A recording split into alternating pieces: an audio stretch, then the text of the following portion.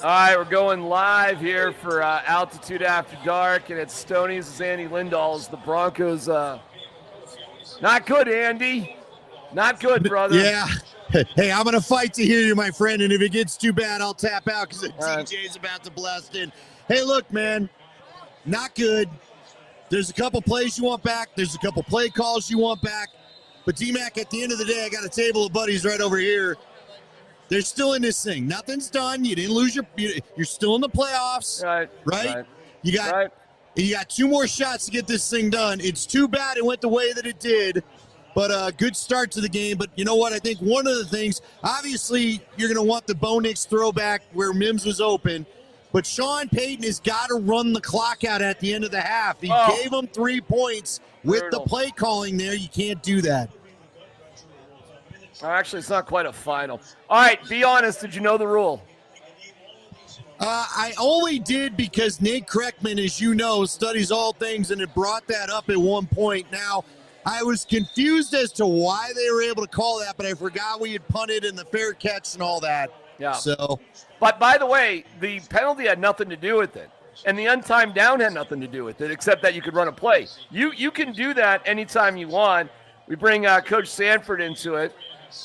Coacher, you must have known that's the rule. You had to have known that's the rule. I did not.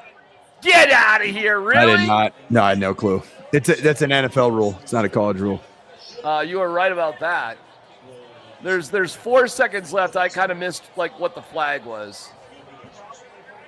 All right, Andy, I want to get your thoughts, and Coach, hang in there. But Andy might have a DJ playing things at max volume, so give me some of your moments, Andy. well, look, man. Again, you want the Mims throwback.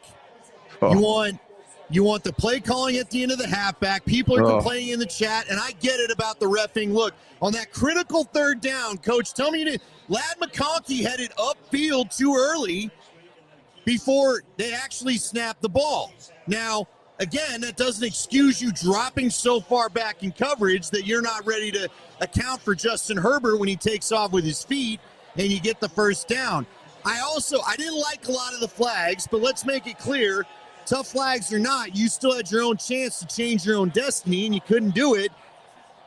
It just is, look, man, it just is, Coach had said it in one of his tweets at the half. You were in the perfect zone of play calling, and then all of a sudden you weren't.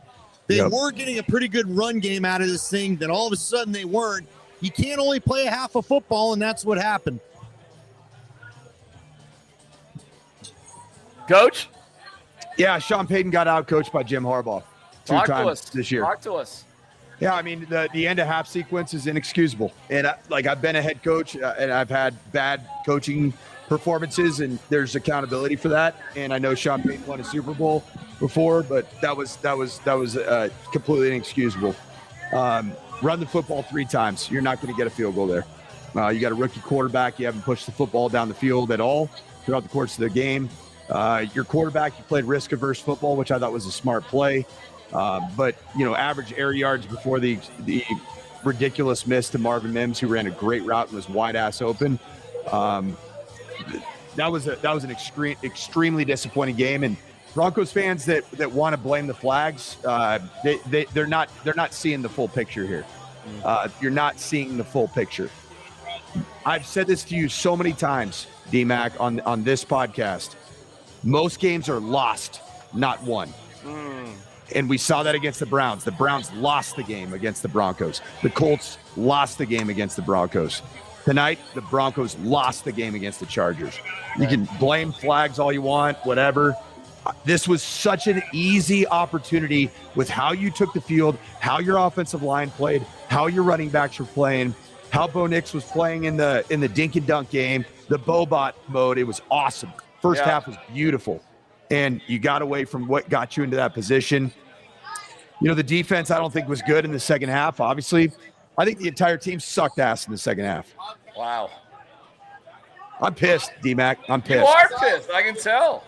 Because not only, I thought this was a game that the Broncos should win, were winning, had a chance to have an 11-point lead at halftime with the ball. You were getting the football back. And he blew it. We bring in our boy Raj. Raj, initial thoughts? Atrocious. Sanford's pissed. I'm pissed too. In no world should this team have lost that football game. And it comes down to 3 or 4 different instances where you lost. At the end of the first half was abysmal. There were 3 personal foul calls that absolutely cost you 14 points. And then there was the unforgivable miss to Marvin Mims down the right side. There was no world in which this team should have lost that football game. Are you kidding? Andy, are you pissed? I'm not pissed, by the way. I'm definitely not pissed. Well, but I'm not I don't pissed. look, man. I didn't have them winning this game. Quite honestly, I thought they would win this game today, but if we look at the overall scheme of the grand season, I didn't like this game for them, frankly. So, look, I understand Coach's reaction, okay? Because you look at Coach's face right now, you got to call a better game for them. But again, players got to make plays too. They didn't make the plays tonight, but they got, I'm trying to just look at it as they've got 2 more chances to get this thing done. Again, I'm sitting here. We had an amazing turnout down here at Stoney's. Bar was packed all night. Crowd was juiced. It felt like we were at the Bronco game, right? But and now people are like really down. I don't want this to become a, hey, everything sucks tonight. But look, man, everything sucks. Yourself in the foot. You didn't, again, the one to Mims you want back, but it's as equal by don't let them have a chance to get points before the half. So it is what it is. I told you, DMac, I did say, and I know I wasn't completely kidding. NFL Network broke down how the last 2 did, the Browns and the Colts had started to do things to take away the comfortable throws that Bo Nix had. They were squeezing some of the easy buttons that Sean Payton was giving them. And I think the Chargers were a little late to adjust to it. But, Coach, you tell me. Tyler, you tell me. It looked to me like they adjusted to it later in the half, and all of a sudden the things that were working weren't working anymore.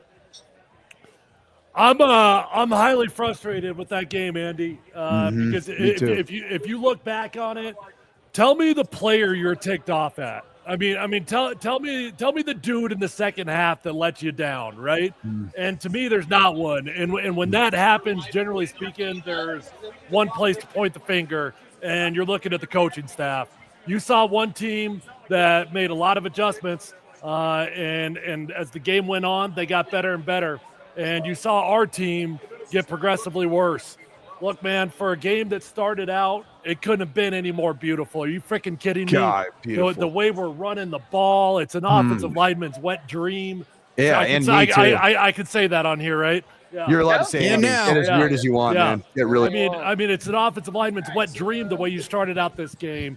And honestly, why did we get away from the run as much as we did? I think we just flat out got out-coached in the second half of this game.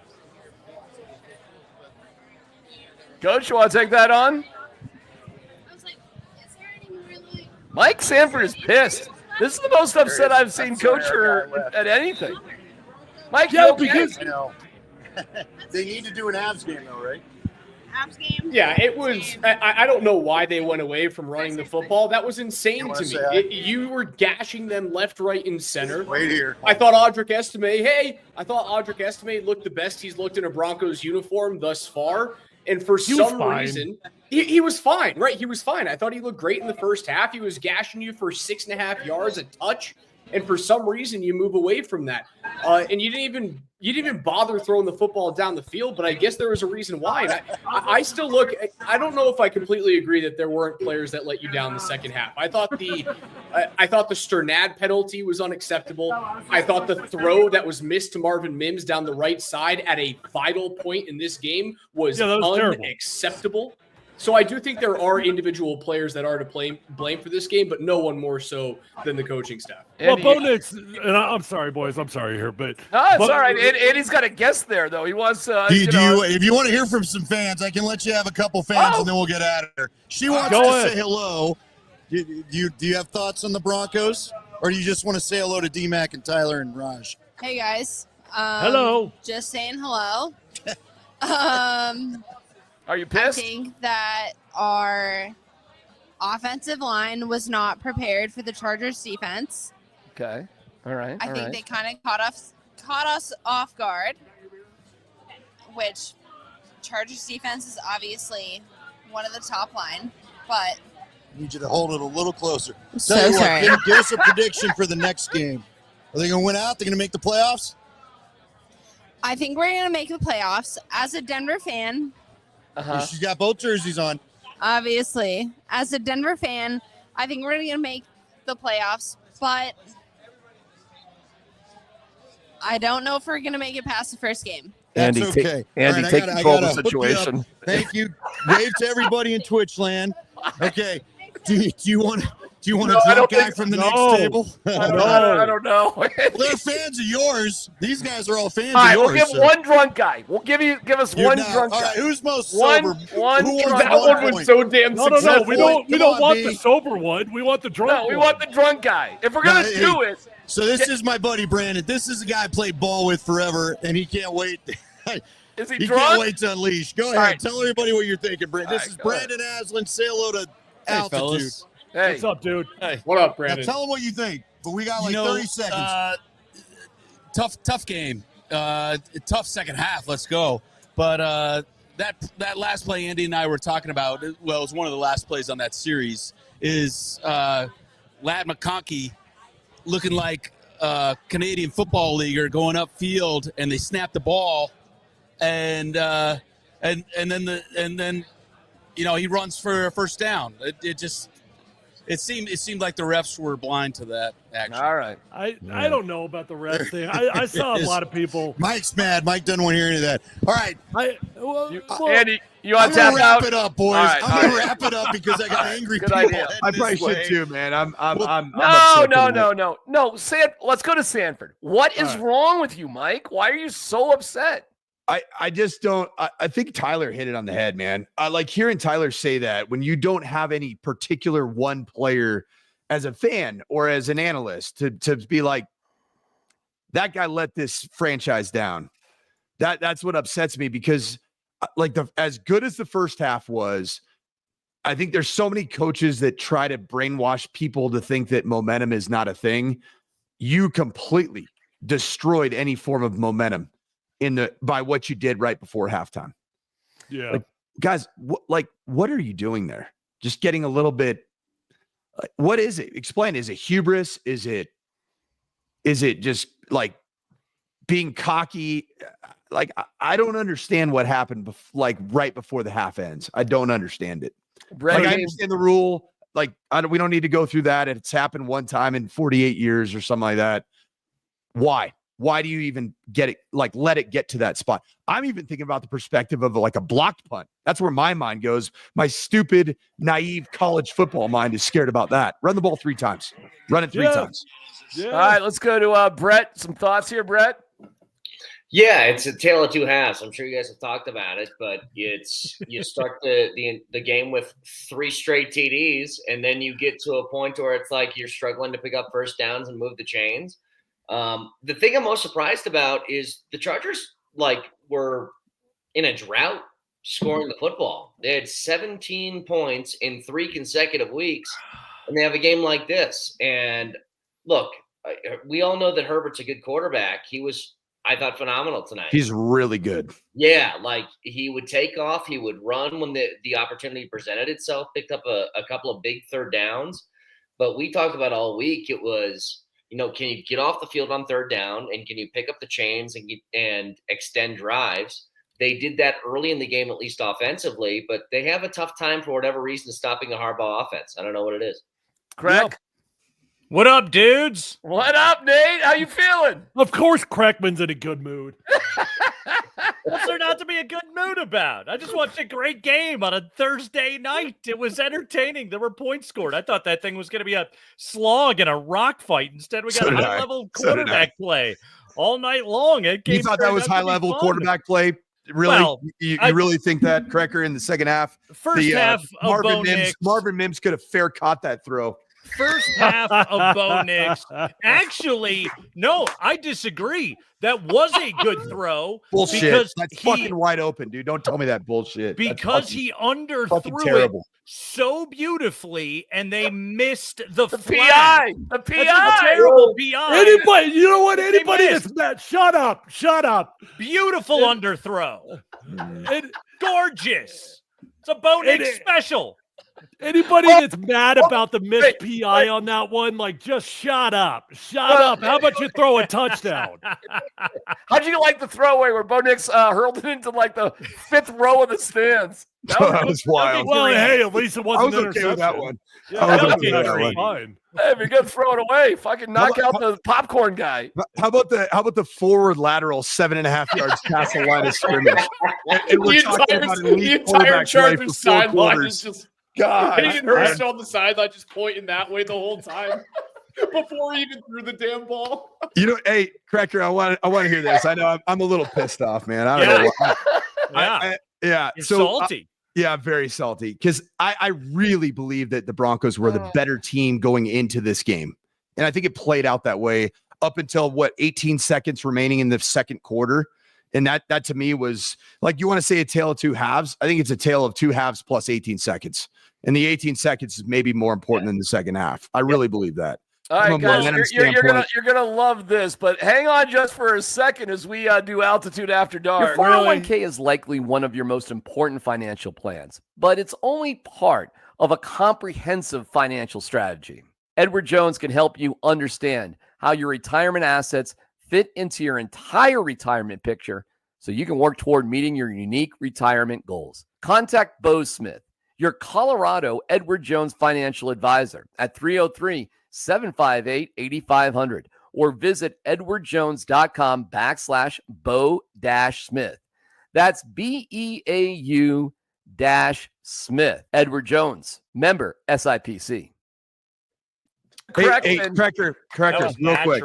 That was gorgeous. That was nice. One thing that I think that I noticed on the broadcast, I don't know if you had a chance to listen to were you at home listening to Kirk Herbstreit break this thing down? Sure was.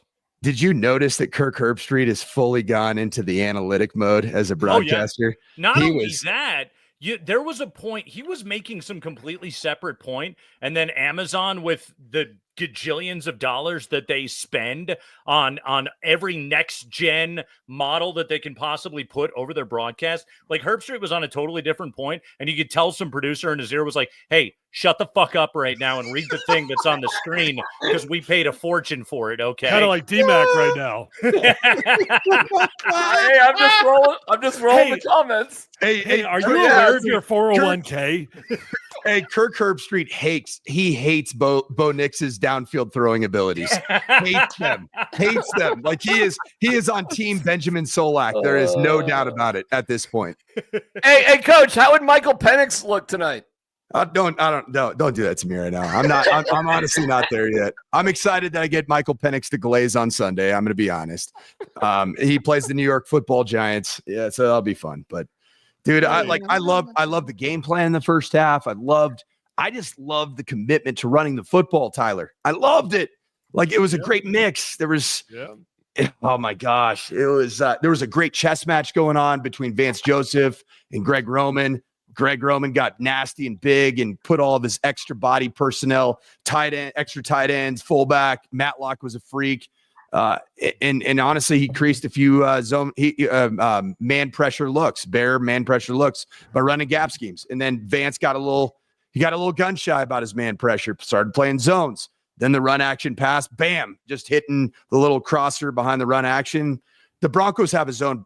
They have a zone coverage problem, fellas. They have a zone coverage problem. It's unbelievable what apparently one dude can do for the Denver Broncos defense, because ever since we lost Riley Moss, boys, Vance Joseph's job is in trouble. Like we're not, like, I don't mean to overreact here, but a dude that was like in charge of the best defense in the NFL, I'm telling you, there will be a scapegoat if this season could go as wrong as it might go. Right. And if you think that we got cut through, boys, the Chargers offense is bad. They're not good. And I know Justin Herbert is a Lamborghini that's been parked in the garage, but they are not a good offense. Can you imagine what Joe Burrow is going to do to that? Gainer? Oh, I'm terrified of the Cincy game. Like, that's why I wanted to win so badly tonight is, I talk to Moshe every morning, and Moshe is the delusional confidence guy who just says, oh, they're in. He said that for like 5 straight weeks. And I was like, I'm not too sure about that, because when you look at the rest of the schedules for both Cincy and Miami, it's not like it's an impossibility they go and win out, and you have a really tough schedule. And the whole idea of, it's matchups. When you get a Cincy that's capable of scoring, like 35 to 40 points on any given night, you have to have, first of all, your offense on their P's and Q's, but it's what Tyler said. The bizarre thing to me, and it's not so crazy when you think about like where the impact lies when you take a look at the Russell Wilson dead money stuff.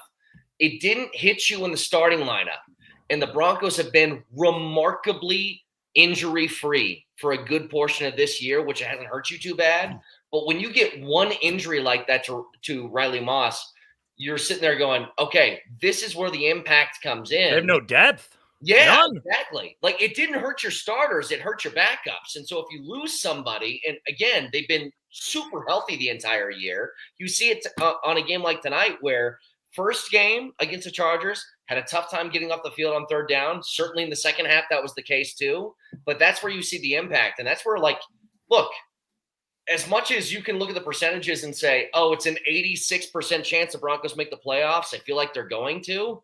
There's also, like, you're going to face a couple of desperate teams here left in the season, and I'm nervous about it. Hey, Raj, how did things go so well and then go so shitty?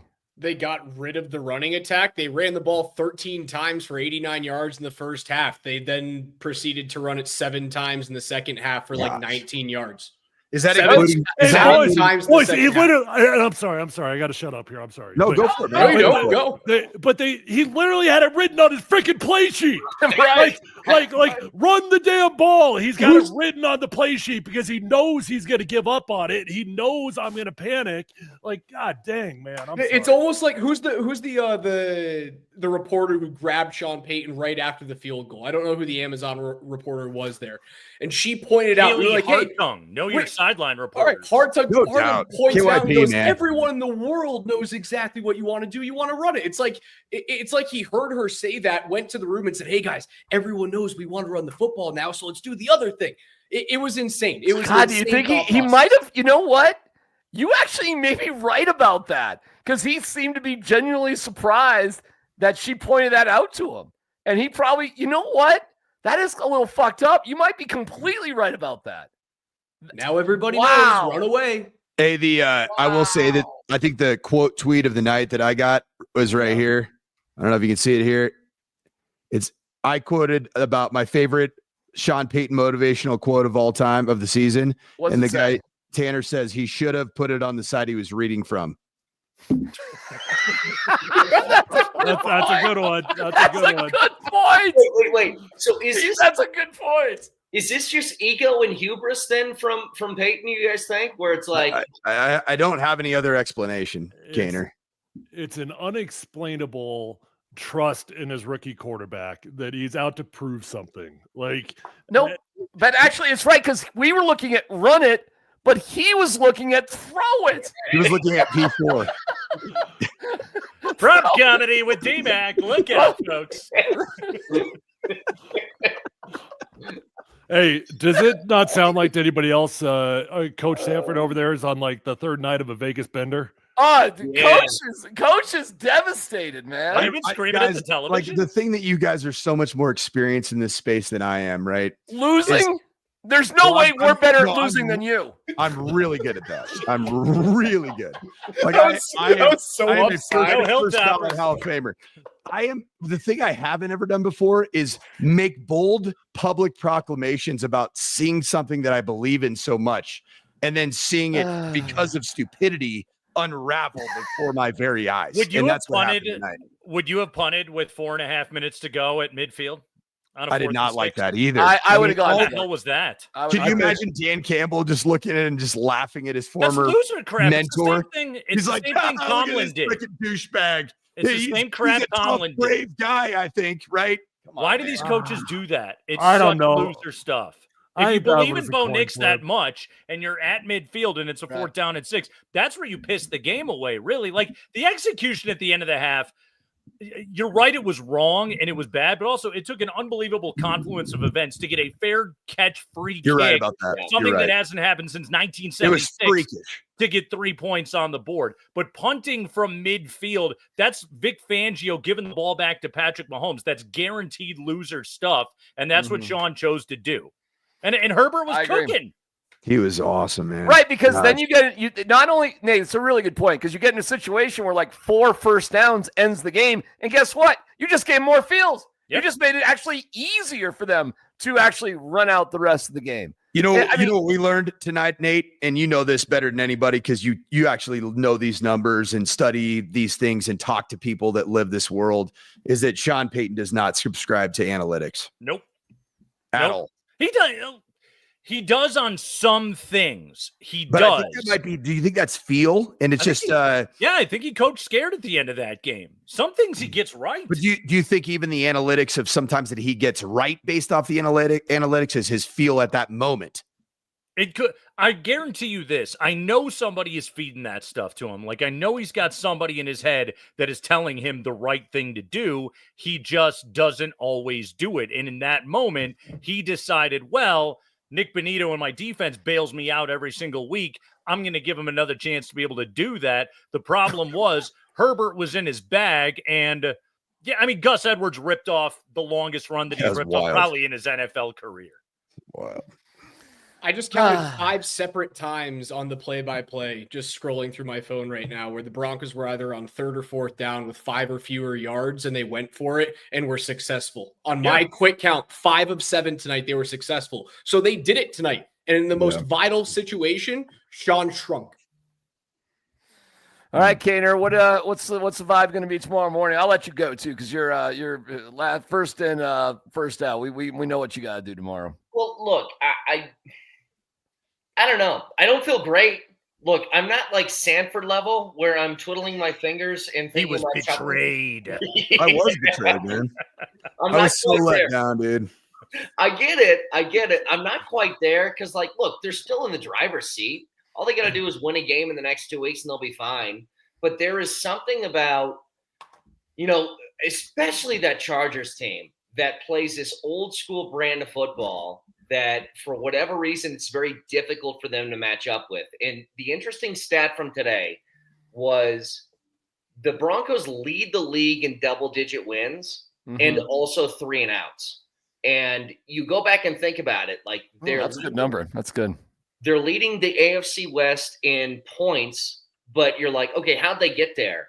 And I asked Vic the other day, I said, if you had to pick like preeminent plays of the season and say, what defines what this year's become? A lot of them have occurred when the offense is off the field.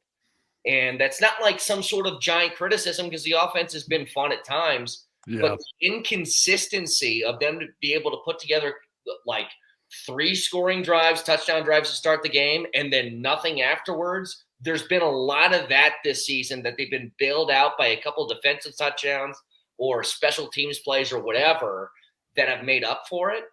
And so, like, I'm keeping a close eye on it because I think the Cincinnati game's not going to go too well. I don't think that's a good matchup. Brett, did the Broncos make the playoffs? Brett. Yeah, I think they have too much in their favor to, like, blow it by now.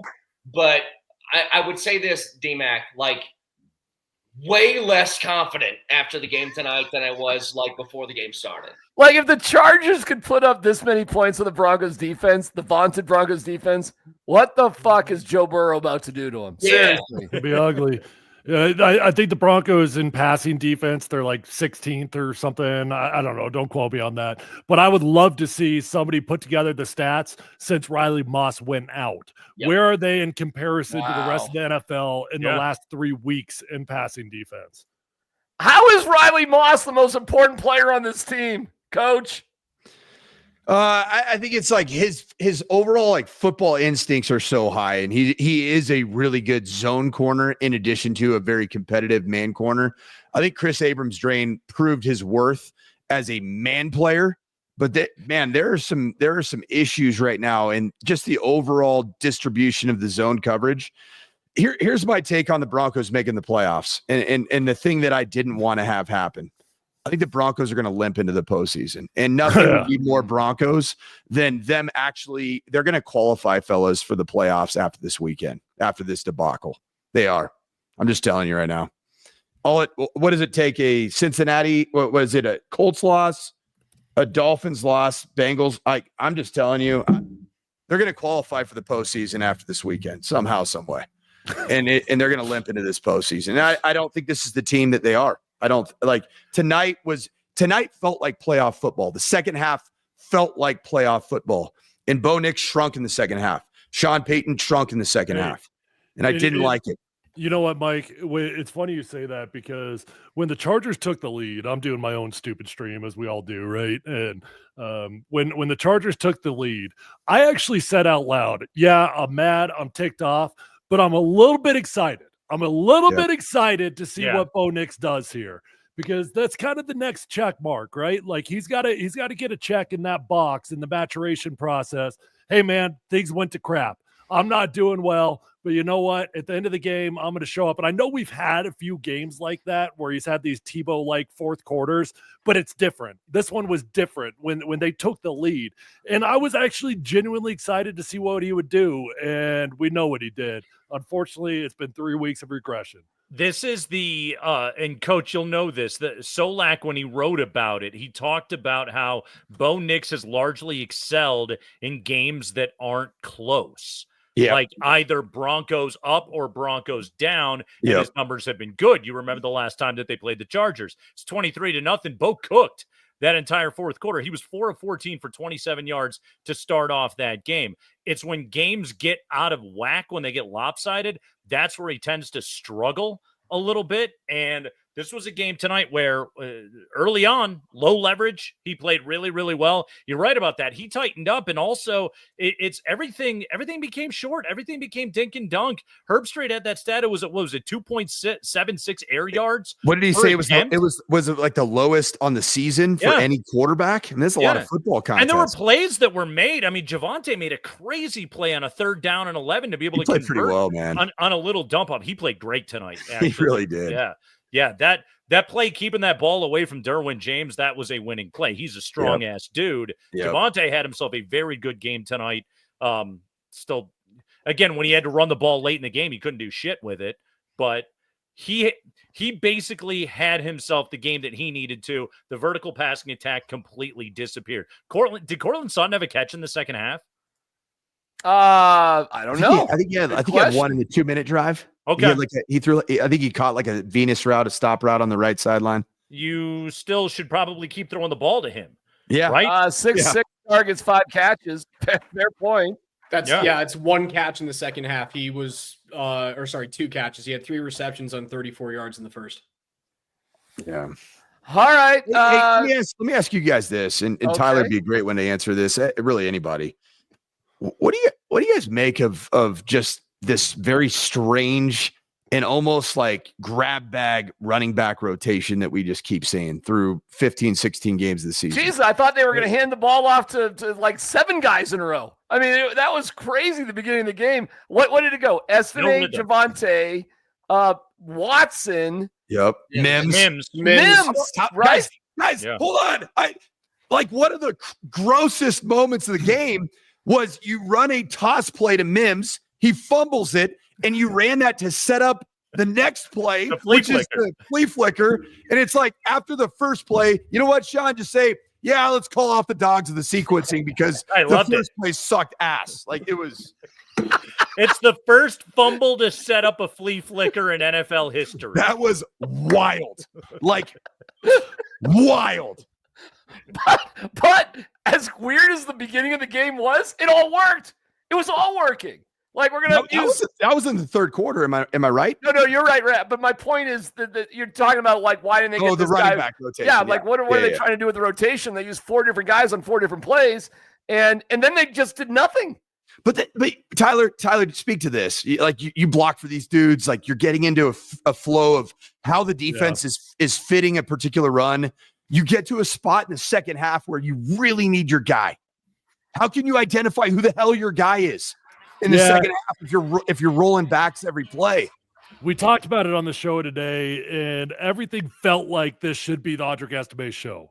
Like the logic would tell you Jalil's out. Like I don't know what Audric Estime is doing in practice. If he's fumbling every day, he doesn't know the playbook. He averaged 5 yards a carry tonight, Tyler. 5 yards a carry, and he had 9 carries. Right. But at the beginning of the game, it took 5 seconds to realize he was not going to be the featured back. They brought Blake Watson up off of the practice squad. In the opening drive, he's getting carries, and quite frankly, maybe he should have gotten more carries. I don't know. But they just what? I'm just laughing because the whole thing this week was getting running backs into a rhythm, and you're handing the ball off to Blake Watson. He just got called up this morning. Yeah. And how do you? I mean, listen, it kind of worked in the beginning, but what? How are you going to get anybody in a rhythm when? I don't know, man. It was working in the beginning, right? So everything was working in the beginning. And then it just was, Estime had a carry, by the way, a fourth quarter carry, and I took a note of it. It was a drive opening carry. So it was a first down run, and he got hit after 3 yards, and he shoved his way ahead, and he picked up 2 more yards, and he fell forward, and it was 2nd down and 5, and you're like, there you go. That's a good run. That's exactly what you're looking for right there. And then they completely go away from him for the rest of the drive, and they end up punting. Yeah, that was the punt that was down by Smith at the 4. Hey, Raj, real quick, can you just recap for all of our fine friends here what you did at the beginning of our show today? I hate you. Don't do that to me, because did you see what's happening with both the Nuggets and the Avalanche right now? Yeah, but what did you do at 10 o'clock this morning? I told people that I would ruin their Colorado trifecta 30 seconds into our show by saying all 3 Colorado teams were going to win and win easily. The Nuggets are getting blown out by an 8-win Trailblazers team. They're only down the 7. Avs, they were down by 20 the last time I checked. They ran back then. The Avs I just watched MPJ miss a 3 that Zach LaVine would have made. the Avs are down 2-1 to the worst team in the National Hockey League. And they play with Georgiev, right? Of course they're down. It's unbelievable. You know what I love? It's such a mush. I love watching Coach Mike Sanford in his first experience as a fan and how down he is. I know. Can you imagine? Can you imagine when he was coaching? Hey, Brett, look at him. He's got his cute little hoodie on. He's got his old school D. I mean, he's so adorable. I mean, he just came back from Dick's Sporting Goods and he's dressing like a 12-year-old. Guys, I went to an awesome, just like a reincarnation of a great Broncos bar up here in Weld County called Jerry D's. And I was, we left. You know what? I'm the problem. We left at halftime because my wife wanted to go to watch the second half in bed. And it was all good. Everybody's great. There's free Jello shots after every Broncos touchdown. And with Jerry D, man, what are you doing here, you loser? I know. It's my problem. I let everybody down. I had this letting your wife down right now after those Jello shooters. I mean, or she's letting me down. She's asleep. Oh man, yeah. Hey, I had this experience last year for the first time when Packers, right? I pretend like I'm a Packers fan and I'm from Wisconsin. Like I'm not. I get it, but our family got really into it. Went to Lambeau. When they lost that game to the 49ers, I didn't know what I emotionally, physically did not know what to do with myself after they lost that game in the second round of the playoffs. It is such a feeling of having no control because you can't go to the office and fix it. Wait, hold on a second. I'm confused with this story. You hate Wisconsin? Yeah, I was mad at the Packers last year. Yeah, I don't know. I still like the state. It's a good state. So. It's a good state. Yeah, okay. It's a good state. That's good. Glad it's a good state. I like cheese and beer and yeah. All right, so what's next? Who wants to be such a broken man? I just want cheese and beer. Like cheese and beer. You know what's really bad about this is that this isn't even kind of a bit. Like I am really mad. No, we know. I'm really mad. And I don't know why. Like I didn't grow up a Broncos fan. I'm the transplant of all. I don't even know where I'm from. I have no idea. I don't know where north is and south. I have no idea. And I'm so obliterated today with anger. You might be obliterated with a few of those shots also. Not really. By the way, you're so disappointed. Their odds of going to the playoffs went from 91% to 86%. Yeah, I don't know. They're going to make the playoffs after this damn weekend. Watch. Hold on. Maybe that's true, but it doesn't feel like 86% to me. Not in my heart. I feel I'm it. with you. It does not feel like that. You tell me all those stats, I couldn't care less. And maybe it's true because we'll limp in because everything that Mike Sanford said. I'm telling you right now, man. Joe Burrow is going to cut through that defense like Swiss cheese. And who knows what happens in week 17. I mean, maybe the Chiefs don't play their starters. You win that freaking game. But it does not feel like an 86% to me. No, you got the long break, Tyler. You're not giving credit to the Thursday night flex. Sean Payton playing chess. Yeah. Okay? It's everyone's going to be healthy and back. Hey, Can't you just hear Patrick Smythe making the rounds after they made that decision to go to Thursday Night Football? Yeah, but we get the extra days, the prep work for the Bengals. Like I can just hear the phone call. Okay, in all seriousness, though, and Andy and I were talking about this. It's true, though. Okay, how much do Sean's players hate his guts right now? He made them play on a short week. They hurt like hell. It's late in the season. By the way, you lost that game. You're not thinking about the extra time that you have to deal with right now. Like, this was the risk. Well, and it was a calculated risk by Sean Payton, but this was the risk. And when you piss away that game, now it's a bad look. This was your choice. You wanted to play on the short week. You know your players didn't want to play on a short week. Hey, but you know what, Nate? It actually, like if you follow the drum beats of why they made the decision, they made the decision to play on Thursday night because they were actually okay with losing this game. That's what they were telling you. They had 3 games left. They circled the Bengals game as the most important game that was left. Maybe for whatever reason they felt like they could win it. So they're saying, you know what? Forget the Chargers. Whatever happens that game, be damned. We're identifying this Bengals game as the one that we got to win. All right, boys. Favorite moments from the game? Oh, man. I really enjoyed watching Audric Estime tote the ball 9 times. I asked for 15 and I got 9. Oh, shit. Free kick, field goal. All right. Hold on. I hate honest. Be honest. Raise your hand. Be honest if you knew the rule. Raise your hand if you knew the rule. So every year at the beginning of the year, they cover like obscure rules during training camp. Awesome. Hipster rules. And I always check out because it means absolutely nothing to me. I'm an offensive lineman. Like, why am I in this meeting? So I've always been vaguely aware of this rule, but I've never really understood the rule. Okay, so can somebody that's intelligent define the actual rule for me? Yes, I can. Because believe it or not, I've gone. Ask for someone intelligent, but I've gone down. I was looking at Nate Kreckman just so everybody's aware. Nate says he doesn't know it. I know it.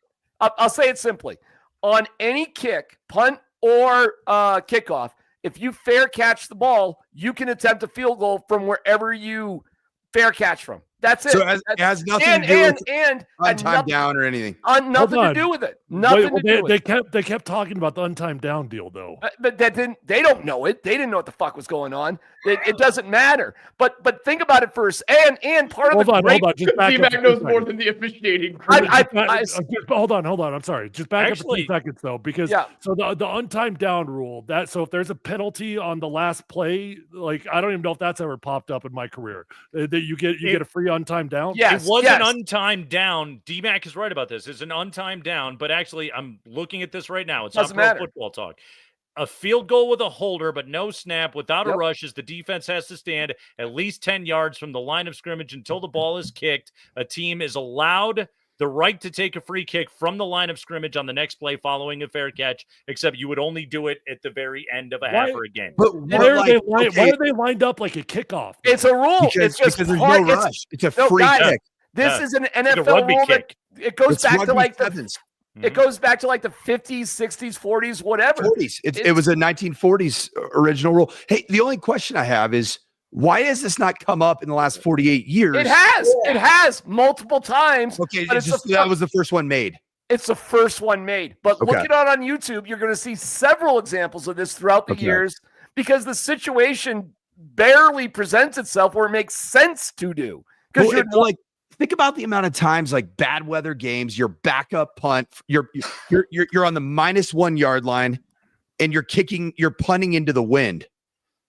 That ball sometimes fair caught around the 35, 40 yard line, maybe in college football. If you fair catch it, you can immediately go for a field goal. You could. Oh my God. Hold on. You guys need to look. Everybody Google the last guy to make this kick before Cameron Dicker tonight. What do we call this thing? November 21st, 1976. A 45-yard free kick was made for the Chargers against the Bills by a guy by the name of Ray Wersching. Ray Wersching, okay? Everybody just go to another window right now and Google image search Ray Wersching and get a load of this fucking guy. Okay. Oh my God. He's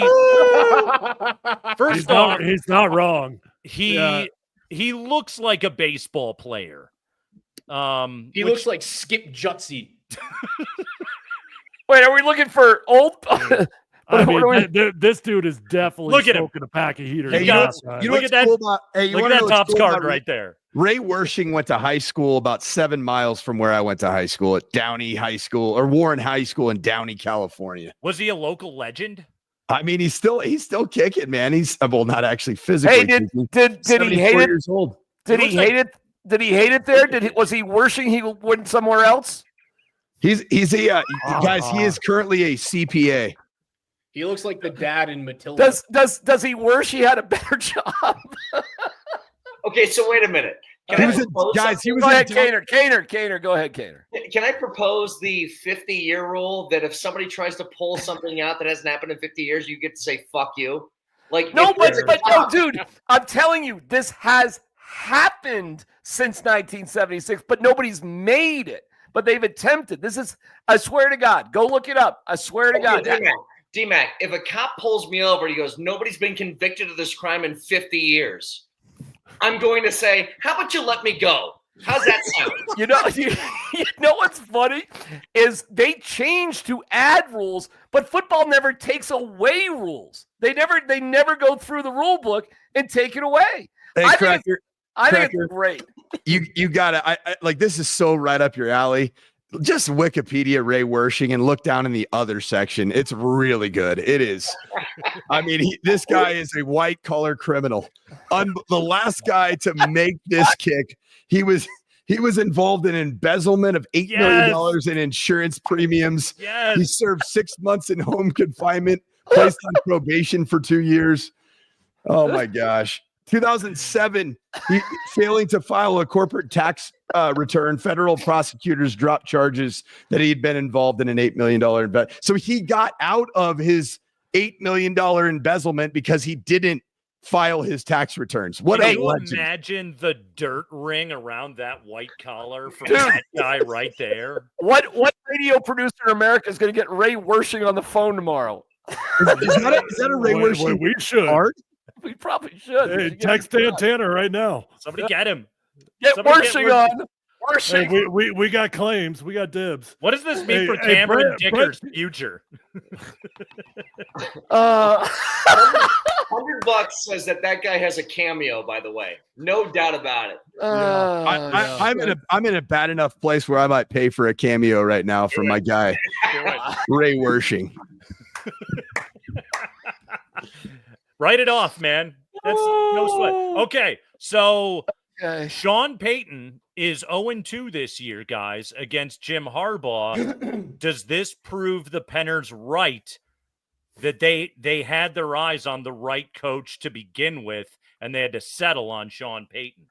I absolutely. I mean, I think. Yeah, listen, I like Sean Payton as a coach for sure, but Jim Harbaugh knows what he's doing, man. He knows what he's doing. His team got trounced last week, and look at him. He didn't panic. How many consecutive possessions did that Charger defense give up scores when you look back to last week against Tampa Bay and then this week against the Chargers? They were just absolutely getting murdered, and Jesse Minter adjusted. They stayed the course. They found their way offensively. He loves Justin Herbert. Herbert found his way in that game, and they come out with a victory right there. There was no panic out of Jim Harbaugh. Wait, so are they having their own Vance Joseph moment from last year? the 70 burger to Miami, followed by that first half against Chicago, and then basically what it was. Turns around. Yeah, that's basically what it was. They found their way. Like 38 straight points unanswered. Harbaugh, he just stayed the course. That even Greg Roman and his, play calling from the Stone Age, it didn't matter. How about him? By the way, running a QB draw with Herbert on his bum ankle and a 2-point conversion? How about freaking Justin Herbert with a bum ankle running all over the field on us? I mean, it wasn't so good, that. guys. You know what? 10 from inside the 10. He rips off a 16-yard scramble with no one within the same zip code. I mean, he looks like he's running a 5.6 40 out there. I'm done. I'm done making fun of Jim Harbaugh on air about glazing his quarterback and saying that Justin Herbert has the strength of 10 men. He does. The warrior. He's a beast. That touchdown throw to Davis was unbelievable. That might have been one of the best throws of the season in the NFL. Period. Yeah, he's pretty great. I will say that the little acting job there, when you go down and slide, you get basically tapped on the shoulder. Yeah. A little rough. Chef's kiss. I'm glad you brought that up, Brett, because honestly, NFL, listen, we all know it was an acting job, but what are the spotters doing? That was the definition of having to pull a dude off the field to get evaluated for if he's going to act all dizzy after it, you're right. He's laying there, he's acting like he's concussed, and what are the spotters doing? At least pull him off the field for a play. I think you're right. No, it was a funky looking play because if Herbert is going to act that injured about it, it's a good call. Yeah. He's just flopping. Guys, what does this say? I know we're all freaking out about the Broncos making the play. They're gonna. No, we're not all freaking out about it. You're freaking out about it. Nate's laughing about it. Kaner's thinking about Dan Campbell. Raj is watching the Avs right now. And, Tyler's just, I don't know, he's not freaking out. He's got a Super Bowl ring. You are the only one freaking out, Coach. But I said the Broncos are going to qualify for the playoffs by Monday night or whatever the hell. You were fucking wrong. Yeah. But what the Colts, Fins, and Bengals would all have to lose this week. It could happen. What do you guys think this all means for the Broncos and the postseason in general?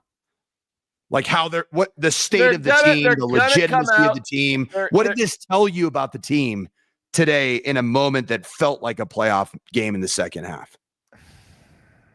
They're going to get it. They weren't playing Jameis and Anthony Richardson tonight, okay? Yep. That's what we learned about this game. When they get into the postseason, the matchup is going to be tough because there's there's good quarterbacks and there's Russell Wilson in the playoffs. So no matter what, you're going to be up against one of those kind of matchups right there, and you're going to be in for it. You're going to have to win the turnover battle. You can't do anything stupid. You got to have some semblance of a run game, and maybe you keep it close, but also and kill me for this if you want, isn't everything they do this year gravy anyway? Their total was 5.5. The Steelers supposed to blow. They're good. They're almost in the playoffs. No, I don't. Go ahead, Brett. Oh, sorry, Tyler. We were just talking about this today, though. It was Vic was saying that. He goes, well, isn't everything that happens from here on out, they got a winning record? Aren't they just it's icing on the cake? And I go, you tell me how you'd feel if they lose 3 straight to close the year and Miami or Cincinnati wins 3 straight to close out the year and you miss the postseason. Because it won't feel that way. I know that everybody talks about moving the goalposts, and that's unfair. And I disagree. I think once you get evidence over the course of a long amount of time, different kinds of 9 and 8. Is that what you're saying? Not every 9 and 8 is built the same is the argument. Well, look, when you're 9 and 5 and then you finish 9 and 8 and you can miss the postseason, that's going to feel a lot different. You know what this will feel like, in my opinion? Maybe not the Bo Nix piece, rookie quarterback, outperformed expectations, but 9 and 8 this year and missing the postseason feels exactly like last year. Yes. I agree. And you have to answer for that. You have a rookie John quarterback. Payton has to answer for that. What are you talking about? Quarterback. We're playing with house money here, guys. No, you guys are so wrong. I'm so with Brett Kane. That's the exact same thing I was going to say. Look, this was a cute story after the first 3 weeks of the season when we looked like we had the worst team in the NFL. And it's like, oh, this is cute. Look at what we're doing here. This is fun. We're playing with the house money. No, things change. You got in the driver's seat. You got 3 games left. Just handle your business against one team. It will feel like an outright disappointment if we limp into the playoffs and we can't be competitive. That will feel like an outright disappointment. Okay, but here's the argument that I would make back to that. Maybe it didn't actually change, and I mean it in this way. Look at the Broncos' record this year when they play good teams. They lose. The Broncos have become a franchise that right now they've pushed their way into the upper half of NFL franchises. They beat bad teams. They let teams beat themselves, quite frankly, most of the time. Kirk Cousins and Anthony Richardson and Jameis Winston and the like. But this team is not yet ready to play with the big boys of the NFL, the Baltimores, the Kansas City. Hell, they could have won that game. But Baltimore, Kansas City, etc. They're not at that place yet, and that's okay because it's year one of a rebuild with $56 million in dead cap money sitting on your salary cap. Agreed, Nate. I mean, the fact that they even have a winning record is a nice accomplishment, and things will look different. They have way more cap room. They're gonna have, draft picks again. This team is on the right trajectory for sure. I mean, we're going to be the Detroit Lions in 2 years. How do you guys feel about Bo Nix right now today? Great. I feel great about Bo Nix. Okay, I want to hear other people. I know what you're going to say. About Bo Nix. I really do. Yeah, me too. I feel good about Bo Nix. He had a good half tonight. Again, well, it's funny hearing that. I'm not going to lie. Come on. He ripped off 3 touchdown drives in a row. He was balling out in this game, and then the Chargers adjusted, and they adjusted to a rookie quarterback who, by the way, this is a guy terrible to start, good in October, good in November. Guess what? In December, the league adjusted back to him. Yeah, I mean, if I take a step back and I just say big picture, I feel a whole lot better about Bo Nix than I thought I would at this point of the season. 100% right. 100%. So, right. Yeah. Yeah, honestly, that's a very mature take that I don't have right now. And I appreciate you. This is what I tell you is like the difference for me, like for the two things we just discussed, to me, it's more the I was going to say micro and macro. That's not quite it. But the Bo Nix discussion and the Broncos as a whole are two different things to me.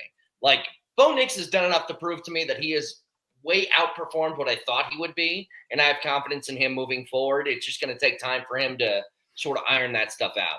If the Broncos lose 3 straight, though, to close out the year and somehow miss the postseason, which I don't think is going to happen, but hypothetically speaking, I don't think that DMac or anybody like Kreckman or anybody like that is going to be saying after that final Week 18 game, you're going to go on the air on Monday and be like, guys, what are you freaking out about? It's no big deal. They did better than we thought this year. That's not going to happen if this continues to go this way.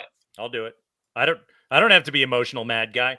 I can stay in the lane of understanding where this franchise was. Yeah, you're a Bears fan, dude. I get it. We get it. Their growth. So I'm in the middle of a Kreckman and a Sanford right now. It's like you guys are here. Yeah. I'm here. Yeah, no, it's I can appreciate where they're at. Their total was 5.5. Yeah. This team was supposed to suck. Instead, this has been a season where you have had stars emerge all over the place. Devon Vele is a good number 2 NFL wide receiver. Nick Benito, you're going to have to pay him because he's an absolute stud. Riley Moss, we found out what his value is. You have good players all over this team. You have a good young quarterback. You're established on your offensive line. There's other upgrades that have to be made. The team has got to get deeper. But again, I'll stay in this place. I think everything that's happening right now is gravy. I really do. I'll kill Sean Payton for some of his in-game decisions for sure. But in terms of the growth of the franchise, I think they're in a great spot. By the way, Jamal, real quick. Jamal Murray just hit a fucking 3 to tie the game at 120 with a minute 10 to go. MPJ has them up by 2 right now. Oh, so you're a little bit ahead, right? Me. Okay. All right. So you're a little ahead. Oh, there you go. There's a dunk. I do have a question for Cracker because you're talking about. We do keep talking about the 5.5 win total. Yeah. Is Vegas getting bad at this, or is football getting very inconsistent? Because like the CU Buffs, what was their total set at? What was the Minnesota Vikings? 4.5. What was the Minnesota Vikings total set at with Sam Darnold playing quarterback in the NFC? It just, I don't know, man. Like there's outliers in every season. Test for how we weigh a season. But that's just it. Like, look at Houston last year. I think Houston outperformed their total by like 4 or 5 wins, whatever it was a year ago. There's always a massive outlier every single year. Just so happens that because it came to our town this year, we think that's the case. But I bet if you look up at the end of the year, they did pretty damn well. Yeah, they're smart. They know how to invest their lines, if you will. All right, boys. Fun night. Does anybody want to hang in, just watch the Nuggets finish things out? We've been going after this for an hour. 9-0 run.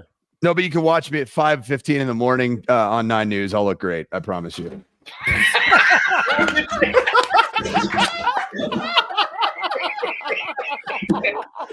If that wasn't a butter throw, just walk. That was so freaking good. Oh my God, just that walk. was so good. Holy shit! All right. We'll say goodbye to Kocher.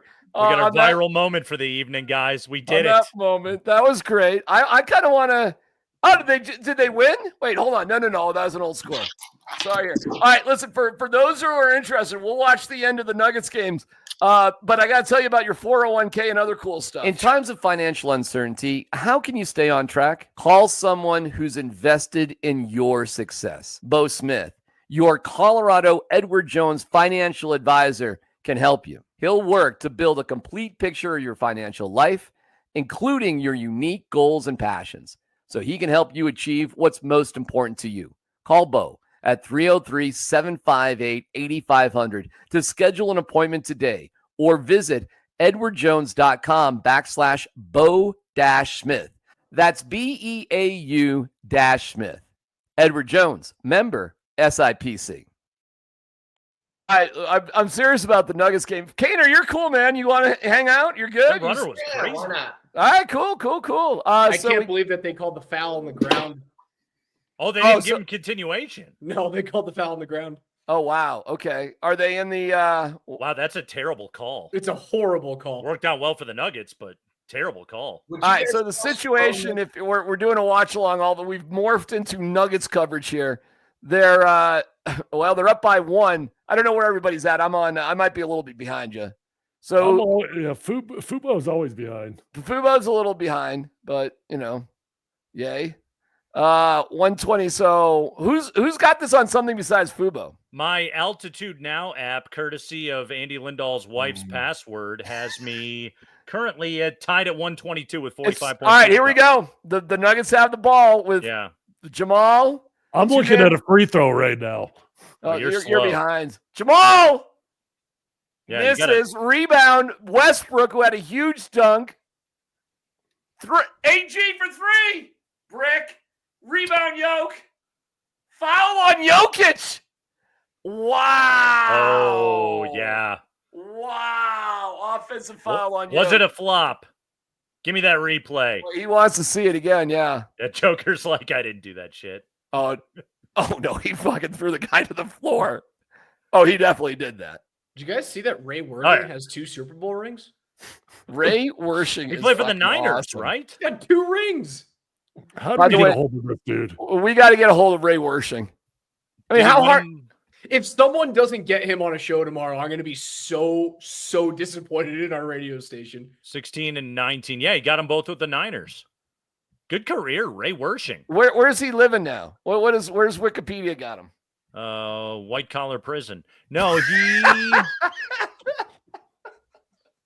The dude was born in Austria. He does look like he was in like World War I Austria, infantry. No. Yeah, that dude was definitely smoking a pack of heaters at every halftime. Somebody already updated Wikipedia, by the way, to say that he was the last free kick field goal until Cameron Dicker in 2024. That is fantastic updating of Wikipedia right there. Nice job. That is quality right free there. Free kick field goal internet is those people are dedicated. Yeah, do you Somebody's guys sitting Hey, around where did he have to kick that ball from? Tonight, Dick. Yeah. He kicked it from the 47, so it was a 57-yard field goal. They placed it at the 47, so it was there was the penalty on. It was on Tremont Smith, right? For running into the which he was pushed a little bit when you watched it. Well, maybe I don't know. And he grazed that dude's knee. I feel a little bad. Grazed him. He hit his shoulder.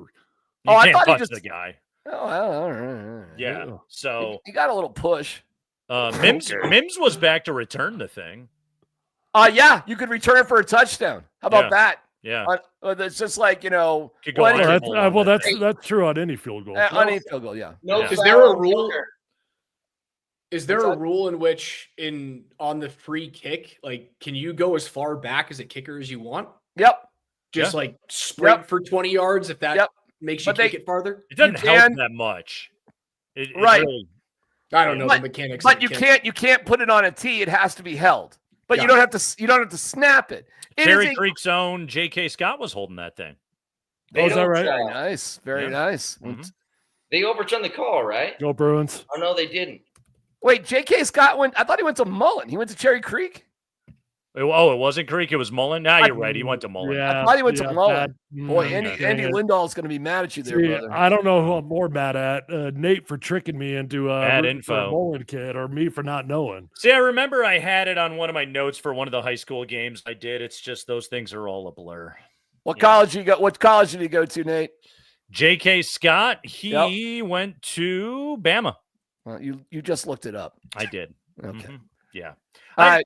I don't know my punting colleges really all that terribly well. All right, we got a 2-point lead by Portland. Malone's calling a timeout.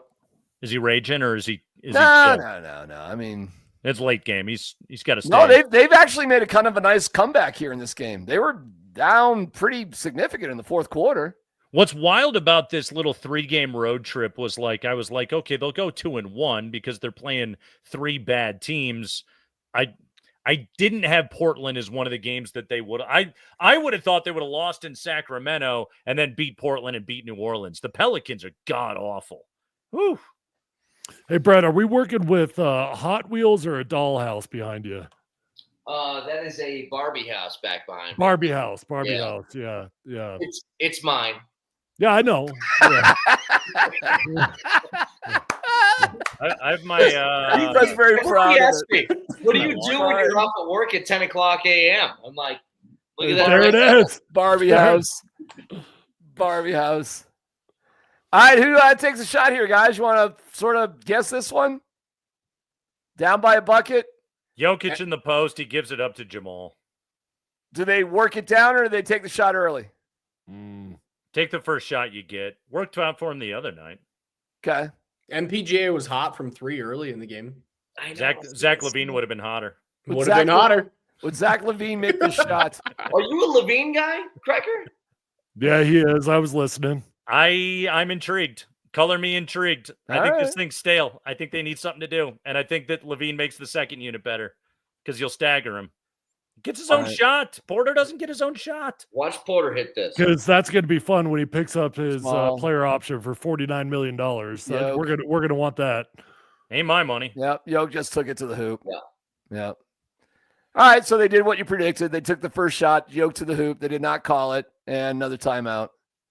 Yoke yelling at the ref. You fucking suck. I mean, Wanted the foul. Ref's laughing at him. right. Yeah, I know I suck. Oh, Yoke was totally. They could have called an offensive foul on Jokic easy on that, by the way. Tyler, did you say that wasn't a PI on that deep ball to Mims? No, I said I don't care that it was Oh, a PI. okay. But it I was. said- It was a PI. It was. No. Yeah, no, I didn't say that. I'm just saying I couldn't care less. Like, I don't want to hear it. How about you throw a freaking touchdown pass? Yeah. Yeah, Right, but real the underthrown PI is a good play. It's effective. I can't stand it. I know. It's one of the worst rules in stand it. football, but it works. Oh, it's Well, very effective. You, Yeah. you made a bad throw. Here's a 50-yard flag. Pretty. Half the field. Great. Remember Yeah, when Drew Lock pulled that off against the Chargers at home? Locke was Remember good at that one? throw. Yeah. Yeah. It's clutch. Wait. He was good at that. When you say he's good at that throw, does that just mean he's bad at throwing and he got Yeah. big? Bad at football. It's all about moving down the field. It's not about what it looks like. Right. It's just matriculate. But Nate's not wrong. It was PI. I mean, it definitely was. Yeah, but it was a horribly thrown football. What? That doesn't matter. It doesn't negate the penalty. Herbert would have made that falling down with his left hand. It does matter, though, when it could be 6 points as opposed to yardage. Well, The yardage would have helped. It would have changed the game if you just put that into the bucket. So wait, that was hold the on. size of Is the ocean. your theory that the rep before he throws the flag or doesn't is like, I don't think he deserves it because of his mechanics. Let me tell you something, DMac. You know what I hate in I'm with basketball? is when refs wait until the ball goes in or not to make a foul call. I'm like, Oh, is that's it such a foul or crap. not? Yeah. All right, tie game. Here we go. Tie game, 16.8. Do they go for the win? We'll tap out of this if it goes to overtime, but let's see what they do. They, of course, they're just going to go for the last shot. So here we go. So the Nuggets are hoping to take this to overtime. Portland's hoping to get a walk-off. Looking for Terry Cummings to make the shot here. It's Kevin Lay Duckworth up, doing. bucket, lose. Wow, that's a clutch. That's a nice drive. Who got that? Oh, he blew right by Russ. Yeah. Good Blow God. by. Nice play. Really nice play. Nuggets lose. Raj, you're looking bad, brother. I'm going to go 0 for 3, man. Holy shit. Yeah, it's a tough look. Wait, who got that bucket? Anybody? Oh, they're checking. Oh, he got it, though. They're checking out, but he got it. Number 1 for Portland. I don't even know who it is. Good, great, grand, wonderful. Our pets' heads are falling off. Ish Smith. It's been a good night. They've lost to a team that had Say Ish 3 wins Smith. and a team that had 8. Was it actually? No, it's just. No, it Fire, was Ish isn't he? Smith. It was Anthony Simons. Oh, okay. Okay. Imagine if it was Ish. Wow, Jokic kind of backed off. Did you see that? Jokic kind of backed off. Why did Jokic back off right there? Well, you know, at this point, man, I'm hoping for the anti-trifecta. I just want the Avs to lose to San Jose now to look like a fucking idiot in the morning. I mean, I don't think Jokic was looking right at the clock. He was playing the rebound, didn't want there to be a tip in. Okay. It's a tough shot. It's a tough shot. Russ's defense could have been better. Jokic got support on that a little bit, though, man. He really did back off. He took a step back. Yeah, he didn't want to give up the weak side. Okay. Well, they lost. All right. Well, they lose. What's the Avs score there? Are they at intermission? Yeah, down 2-1 going into the third. Jesus. Hey, They scored lost on the in the first- shuffle, guys. Marvin Mims had a 55-yard play on a bubble screen tonight. Yeah. He's a good fucking player, man. He is. He's a good player. He is dangerous when he has the ball in his hands. Like, again, we're going to forget that first half, and I understand that, but a lot of good things happened in the first half of that game. I'm Mr. Moral Victory tonight. Are you guys looking at the screen? Yeah, Sanford's coming back in. If you want to be in, just come in, Mike.